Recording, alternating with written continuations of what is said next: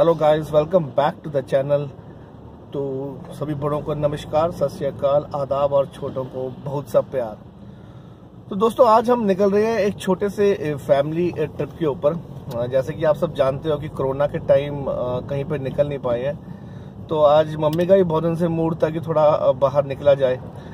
तो आज हम जा रहे हैं अपने नेटिव प्लेस, अपने पैतृक गांव, जहां मेरे पिताजी का जन्म हुआ। तो वो कुछ ऐसी जगह है दोस्तों जहां जाके बहुत एक खास सी फीलिंग आती है, क्योंकि हम गांव के वो ट्रेडिशन एंजॉय नहीं कर पाए जो अपने पापा के जुबानी सुने हैं। तो आज देखते हैं, आपको भी थोड़ा दिखाते हैं कि किस तरफ हमारा गांव पड़ता है और किस तरह का आज के जो मॉडर्न गांव है किस तरह के हो गए हैं और क्या उनके साथ पिछली बातें जुड़ी हुई है। तो दोस्तों, अभी हम हैं एयरपोर्ट रोड पे और टाइम हो रहा है 8:30। तो यहाँ से करीब 40-45 किलोमीटर का सफर है। तो आपको रास्ते में सफर भी दिखाएंगे और आपको आज दर्शन कराएंगे अपने गांव के। So stay with us, thank you so much. Sector 82 है, signature tower, falcon view, one of the posh areas है। ये एयरपोर्ट रोड के ऊपर ही है। एक तरफ पूरा कमर्शियल ब्लॉक है जहाँ पे पूरे शोरूम्स दिखाई देंगे आपको, और दूसरी तरफ ये फैल्कन व्यू और सिग्नेचर टावर्स है। जो मेरे दोस्त या मेरे भाई जो 2-4 साल से पंजाब नहीं आए होंगे, उनके लिए काफी नया एरिया लग रहा होगा उनको, क्योंकि ये कुछ साल पहले ये सिर्फ खेत थे जहाँ पे आज ये पॉश प्रॉपर्टीज बन गई हैं। ये रोड भी जहाँ बना है ये पूरे खेत होते थे, इसको एयरपोर्ट रोड कहा जाता है। इसी के ऊपर एरो सिटी डेवलप हो रहा है और इस नॉर्थ रीजन का सबसे बड़ा आईटी पार्क भी यहीं पे स्थापित हो रहा है, जो करीब 4 सेक्टर्स में डिवाइडेड है। तो होपफुली जो नॉर्थ इंडियंस को कमी लगती थी कि we are still deprived of a big IT park, वो डिमांड भी जल्दी पूरी होने वाली है।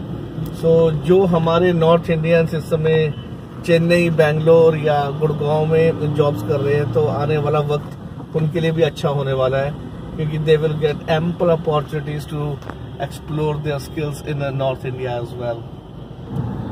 सो दोस्तों, अब ऐसा है कि Mohali Chandigarh is on the move. चाहे वो बड़े बड़े मॉल्स की बात हो, बड़े बड़े एजुकेशन इंस्टीट्यूट्स की बात हो। अगर मैं लेफ्ट साइड अगर दिखाऊं आपको, तो ये है Indian institute science and research करके, जो अपने पास मोहाली में एक कैंपस सेटअप है। सो यहाँ पे काफी रिसर्च की जाती है मेडिकल साइंस के बारे में, तो काफी टॉप इंस्टीट्यूशंस में इनका नाम आता है। तो ये है दोस्तों IISER, लीडिंग रिसर्च इंस्टीट्यूट। काफी रेप्यूटेड इंस्टीट्यूट है, काफी रिसर्च चलती है यहाँ पर।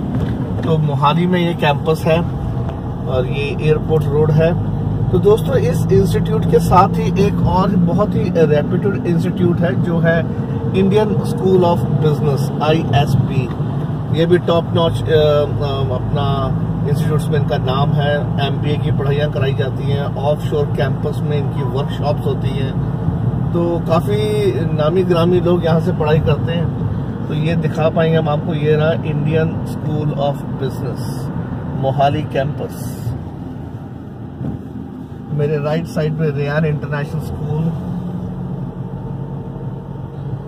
सो देख लो आप भी नज़ारे मोहाली के। ये एक जुबली, ये भी एक कमर्शियल ब्लॉक है, जुबली जंक्शन करके।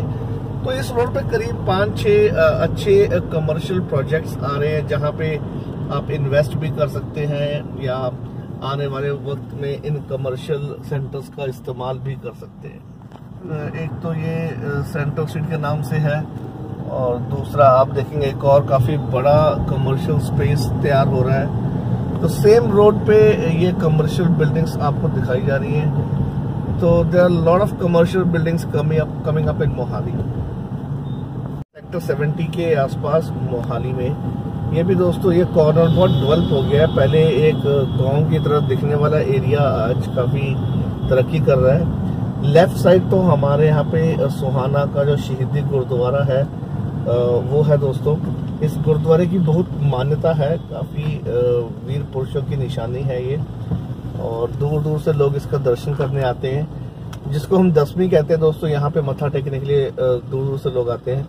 मेरी माता जी भी कोई 10वीं का मौका छोड़ती नहीं है, वो जरूर आते हैं यहाँ पे। तो लेफ्ट साइड दिखाई दे रहा होगा आपको सोहाना गुरुद्वारा, और राइट साइड पे दोस्तों आप देख रहे होंगे होमलैंड हाइट्स के नाम पे एक हाई राइज बिल्डिंग दिख रही होगी। इसने काफी ट्रेंड सेटिंग की है दोस्तों मोहाली में। मतलब this is one of the posh buildings जो रिसेंटली मोहाली के नक्शे पर आई है। इस होमलैंड हाइट्स पे काफी सेलिब्रिटीज ने भी जो है अपने घर बनाए हैं, जैसे कि एमी विर्क वगैरह ने भी यहाँ पे फ्लैट्स लिए हैं। ये है गुरुद्वारा साहब सुहाना का दोस्तों, काफी पॉपुलर स्पॉट है। बहुत ही आनंद आता है जब आप यहाँ दर्शन करने आओगे। और इसके साथ ही 70th एवेन्यू जुबली वॉक करके कमर्शियल सेटअप ये भी तैयार हो रहा है, जुबली वॉक। इसके साथ ही एक HLP स्क्वायर के नाम से भी कमर्शियल आ रहा है। तो काफी कमर्शियल एक्टिविटीज है दोस्तों। Mohali is something which you should invest. Investment point of view के हिसाब से बहुत अच्छा मौका है। बहुत ही अच्छी अपकमिंग प्रोजेक्ट्स आ रहे हैं यहाँ पे, जो आई एम श्योर आप एंजॉय कर पाएंगे। और सड़कें काफी अच्छी बन गई हैं दोस्तों मोहाली की। चौड़े रोड हैं, खुले रोड हैं, अच्छी ट्रैफिक का पालन होता है यहाँ पे। सो चंडीगढ़ मोहाली की ये भी एक खासियत है कि थोड़ा सा ट्रैफिक का डिसिप्लिन रहता है। अनलाइक जिस तरह से पंजाब में या हरियाणा में आप देखेंगे तो उतनी स्ट्रिक्टनेस नहीं दिखाई जाती ट्रैफिक रूल्स को लेके, जितनी हमको चंडीगढ़ मोहाली में देखने की मिलती है। एक और खास बात, ग्रीनरी देखिए दोस्तों। शहरों में ये ग्रीनरी का मजा खत्म होते जा रहा है। यहाँ पे देखिए आप, खूब पेड़ ही पेड़ मिलेंगे आपको। तो आई थिंक ये चीज दिल्ली में और कई और एरियाज में मिसिंग है दोस्तों। ये आपको दिखाई दे रहा होगा राधा स्वामी सत्संग व्यास। काफी एरिया में, करीब 200-250 एकड़ एरिया में ये सत्संग व्यास का जो एरिया यहाँ पे अवेलेबल है। राइट साइड में सारा इंडस्ट्रियल एरिया दोस्तों। ये गोदरेज का प्लांट है, ये भी काफी बड़े एरिया में है। फ्रिज वगैरह की मैन्युफैक्चरिंग होती है यहाँ पे गोदरेज की। साथ में एक क्वार्क सिटी का एरिया पड़ जाता है। कई सारी IT कंपनीज, कई सारी BPO companies, Teleperformance, competent जैसी कंपनीज यहाँ पे ऑपरेशनल है। और साथ में कई सारी और इंडस्ट्रियल यूनिट्स हैं यहाँ पे। रैनबैक्सी की यूनिट है। ये कई छोटी बिल्डिंग्स आप देख रहे होंगे, यहाँ पे भी कई सारी IT कंपनीज हैं। सो क्वार्क सिटी भी एक हब है जॉब सीकर्स के लिए। कोई भी नॉर्थ इंडिया में अगर जॉब ढूंढ रहा हो IT से रिलेटेड या IT अनेबल सर्विसेज से रिलेटेड, तो काफी अच्छी पॉकेट है यहाँ पे जॉब्स अप्लाई करने की। तो ये इस पिछले 10-12 साल से यहाँ पे धीरे धीरे डेवलपमेंट हो रही है। अब अच्छी शेप में आ गया है, कई सारी कंपनीज ऑपरेशनल है। लेफ्ट साइड में दोस्तों आप देख रहे होंगे जुडिशियल कोर्ट्स। पहले तो टेंट या टीनों के नीचे बैठे होते थे, तो अब एक नया कॉम्प्लेक्स मिल गया इनको भी।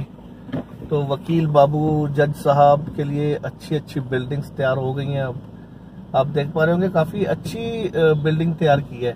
और मेरे को ना अगर सरकारी बिल्डिंग्स इस तरीके से तैयार की जाए तो ज्यादा अच्छी लगती है। मुझे नहीं लगता है इसको कभी पेंट की जरूरत पड़ेगी, क्योंकि सरकारी बिल्डिंग और बंद तो जाती है पर दोबारा मेंटेन नहीं होती।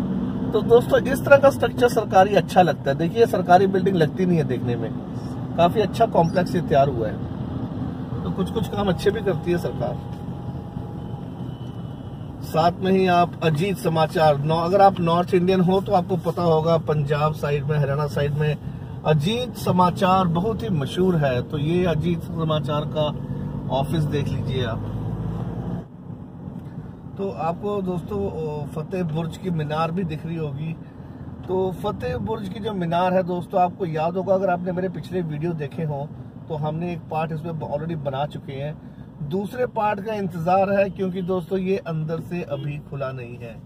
कोरोना काल के चलते अभी तक इसको पब्लिक के लिए ओपन नहीं किया गया है। जैसे ही ओपन होगा दोस्तों आपके लिए सेकंड पार्ट भी हम जरूर लेकर आएंगे। तो आप उसमें अब देख सकेंगे कि अंदर से क्या कुछ है फतेह बुर्ज के अंदर। अब यहाँ पे आपको खेत भी नजर आ रहे होंगे और साथ साथ बिल्डिंग्स भी बनती हुई दिखाई दे रही होंगी। तो ये खेत ज्यादा दिन के लिए है नहीं दोस्तों, जल्दी शहर इनको कब्जा करने वाला है इनके ऊपर।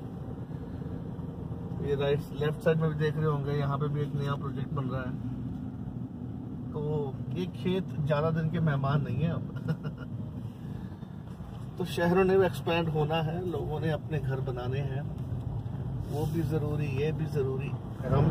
ये रोड जाती है चमकौर साहिब। शायद आप लोगों ने सुना होगा हिस्ट्री में, जहां गुरु गोबिंद सिंह जी के बड़े साहबजादों की शहीदी हुई थी, उस धरती का नाम है चमकौर साहिब। तो हम बड़े लकी हैं, मतलब हमारे अपने गांव से करीब 3 किलोमीटर या 4 किलोमीटर पड़ता है चमकौर साहिब। तो चमकौर साहिब की धरती के लिए यह सड़क जाते हुए मुगलों की काफी बड़ी फौज का मुकाबला करते हुए गुरु गोबिंद सिंह जी के बड़े जो 2 साहबजादे थे वो इसी जंग में शहीद हुए थे दोस्तों। यहाँ से ही गुरु गोबिंद सिंह जी फिर निकल पड़े थे जंगलों की तरफ। तो ये चमकौर साहिब पे भी जरूर आपके लिए एक वीलॉग लेकर आएंगे, जहाँ पे दिखाएंगे कि किस तरीके से अभी भी गुरुद्वारा साहिब स्थापित है, जहाँ पर जंग हुई, जहाँ पर शहीदी हुई, वो निशानियां आज भी रखी गई हैं। तो एक दिन निकालेंगे उसके लिए भी हम, जहाँ आपको चमकौर साहिब की हिस्ट्री या चमकौर साहिब के बारे में जरूर बताएंगे। और यहीं से करीब 25-30 किलोमीटर पड़ता है सरहंद, जहाँ छोटे साहबजादों की शहीदी हुई थी। एक ब्लॉग उसके ऊपर भी जरूर बनाएंगे दोस्तों, जिससे कि सब लोगों को पता चले वो जगह कैसी है और किस तरह की कुर्बानी उस जमाने में दी गई थी। तो जरूर दिखाएंगे दोस्तों आपको। मेरे गांव के पास की नहर है और इस नहर का पानी बहुत ठंडा है दोस्तों। अब तो यहाँ पर हैंडपंप रहा नहीं, खाली एक निशानी रह गई है हैंडपंप की। यहाँ पे पहले एक हैंडपंप हुआ करता था जिसका पानी बहुत ही ठंडा होता था। तो मान लो आप, जैसे हम फ्रीजर में आज अगर मान लो फ्रीजर में हम बोतल रख दें, उस तरीके की ठंडा वाला जो है पानी होता था, उसको सीधा पीना मुश्किल था, दूसरा पानी मिक्स करना पड़ता था। तो उससे पानी भी बहुत ऊपर होता था। अब तो ग्राउंड लेवल काफी नीचे चला गया है, लेकिन नज़ारा देखिए कितना खूबसूरत नज़ारा है ये नहर का। मन लगता है, ऐसा लगता है कि सारा दिन यहाँ बैठे रहो, आप पूरा दिन व्यतीत कर सकते हो यहाँ पर। और देखिए दोनों तरफ कितनी हरियाली है नहर के। तो ये अपने आप में एक नज़ारा है जिसका कोई, मेरे को लगता नहीं कोई कोई रिप्लेसमेंट है। देखिए कितना स्पीड है पानी की, कितना तेज है पानी, कितना गहरा है पानी। वाओ, देख के मजा आ जाता है दोस्तों। आई एम श्योर आप लोग भी अगर इस नज़ारे को देखोगे तो आपका भी मन करेगा, आप भी अपने गांव की नदियां नहरों को याद कर रहे होंगे। तो मुझे बड़ा याद आता है नदियों नहरों का जो तामझाम था। इसके साथ ही इसकी छोटी सी ट्रिब्यूटरी जाती है जहाँ पे गाय भैंसों को नहलाया जाता था, जहाँ छोटे छोटे बच्चे खूब इंजॉय करते थे। तो वो मज़ा ही अलग था। खैर अब वो मज़ा यहाँ पे भी थोड़ा फीका पड़ने लगा है, क्योंकि डिजिटल वर्ल्ड ने कहीं ना कहीं यहाँ पे भी जो आउटडोर एक्टिविटीज़ कम की हैं, बट फिर भी ये नज़ारा खूबसूरत।